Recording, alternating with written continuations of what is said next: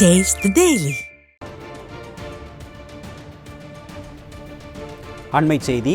திருவள்ளூர் மாவட்டம் மீஞ்சூர் பேரூராட்சிக்குட்பட்ட பகுதிகளில் வீடுகளில் மழைநீர் சூழ்ந்து ஏரியாக காட்சியளிப்பதால் அத்தியாவசிய தேவைக்கு கூட வெளியேற முடியாமல் பொதுமக்கள் கடும் அவதியடைந்துள்ளனர். இது குறித்த கூடுதல் விவரங்களை செய்தியாளர் டேவிட் வழங்க கேட்கலாம். வணக்கம் டேவிட், விவரங்களை சொல்லுங்க.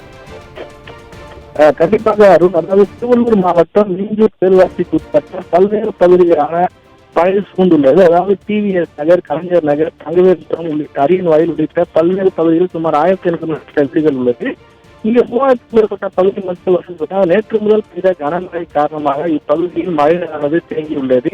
அதாவது மழைநீரானது வீடுகளை சூழ்ந்து ஒரு குளம் போல காட்சி அளித்தது. அதாவது முழங்கால் அளவு தண்ணியும் ஒரு சில பகுதிகளில் இருப்பது தண்ணீரும் தேங்கி இருப்பதால் அப்பகுதி மக்கள் பெரும் வேதனைக்குள்ளாகியுள்ளனர். அதாவது அந்த தண்ணீரானது வெளியேற்றுவதற்கான வழி நடவடிக்கை எந்த ஒரு நாட்டுக்கும் எடுக்கப்படவில்லை என கூறப்படுகிறது. மேலும் அத்தியாவசிய தேவை கூட அவர்கள் வெளியே செல்ல முடியாமல் வீடுகளிலேயே முடங்கி வருகின்றனர். மேலும் மழைநீரில் நனைந்து வருவதால் அந்த மழையுடன் கழிவுகளும் கலந்து இருப்பதாக கூறுகின்றனர். மேலும் இதனால் தங்களுக்கு பல்வேறு உடல் உபாதைகள் ஏற்படக்கூடிய வாய்ப்பு இருப்பதாகவும் இந்த மழைநீரை அகற்ற அரசு இதுவரை எந்த ஒரு நடவடிக்கையும் எடுக்கப்படவில்லை எனவும் குற்றச்சாட்டு எழுந்து வருகிறது. அதாவது குறிப்பாக பார்த்தீங்கன்னா மாவட்ட நிர்வாகம் பல முறை புகார் அளிக்கும். சிறு மழைக்கே தங்கள் பகுதிகளில் மழைநீர் சூழ்வதால் முறையான வடிகால் பணிகள் அமைக்க வேண்டும் என பல்வேறு கோரிக்கைகள் அளித்ததாகவும் அந்த கோரிக்கை மீது அரசு எந்த ஒரு செய்தியும் சாய்க்காததால் தற்போது மழைநீர் தத்தளித்து வருவதாகவும் அவர்கள் வேதனையுடன் தெரிவிப்பது விரிவுரை நம்ம பார்க்க முடிகிறது. தற்போது நாம் பார்க்கக்கூடிய காட்சிகள் மழைநீரில் அவர்கள் நடந்து வந்து அத்தியாவசிய தேவைக்கு செல்லக்கூடிய காட்சிகளும் கூட அது இடம்பெற்றிருக்கக்கூடிய இதுவும் பார்க்கக்கூடியது. இதனால் உடனடியாக அதாவது வீட்டுகளில் பாம்பு, விஷஜந்துகள் உள்ளிட்டவை உள்ளே இருப்பதாகவும் அவர்கள் வேதனையுடன் தெரிவிக்கின்றனர். இந்த மழைநீரை அகற்ற நடவடிக்கை எடுக்க வேண்டும் என அப்பகுதி மக்கள் கோரிக்கையை தொடர்ந்து முன்வைத்து வருகின்றனர்.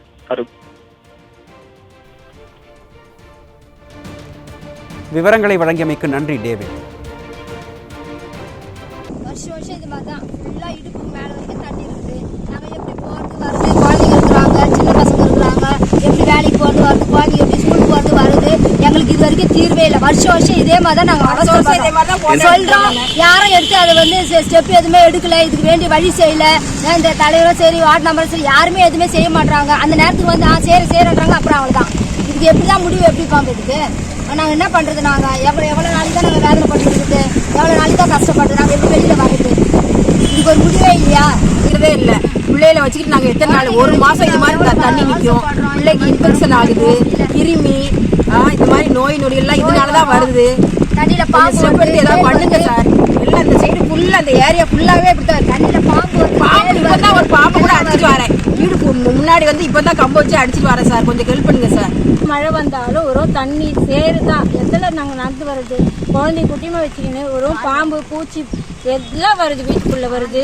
ஒரு ஸ்டெப்பே எடுக்க மாட்டேன்றாங்க. அரசாங்கம் இதுக்கு ஒரு உதவியே செய்ய மாட்டேன்றாங்க. ஒரு பால் வாங்க கூட போக முடியல எங்களால், வெளியிலே வர முடியல. ஃபுல்லாக சேரு தண்ணி தான், இடுப்பு அளவுக்கு தண்ணி இருக்குது.